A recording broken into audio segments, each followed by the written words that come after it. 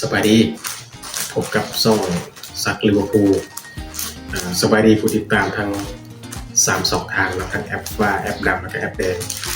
วันนี้เราจะมาเปิดเบิ่งสุดลิเวอร์พูลเจ้าบ้านพร้อมกันข้าพเจ้าสั่งแต่วันจันทร์เราได้เครื่องแต่วันนี้แต่ว่ายังไม่ได้เปิดเถื่อก็เลยมาเห็นคลิปเปิดพร้อมกันมาเบิ่งเราว่าจะงามสำหรับ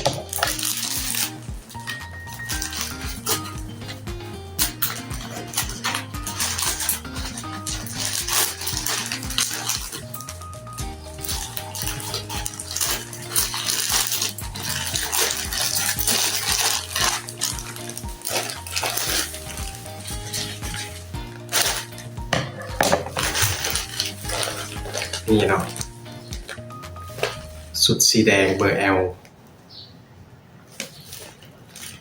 ลองมาข้างในเนาะแกะข้างใน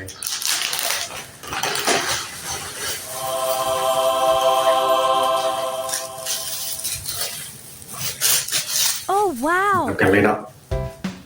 ตัวนี้เป็นสุดจากทางหารเอาเนาะของก๊อปที่คือของแท้ 100% ราคา390 บาทส่งทั่วประเทศลาวแล้วก็ส่งทั่วประเทศไทยใครสนใจสั่งเข้ามาได้ครับสั่งเข้ามาเลยเนาะราคา390 บาทงามเนาะงามทุกอย่างมีความดีตรงปกแน่นอนใครที่มา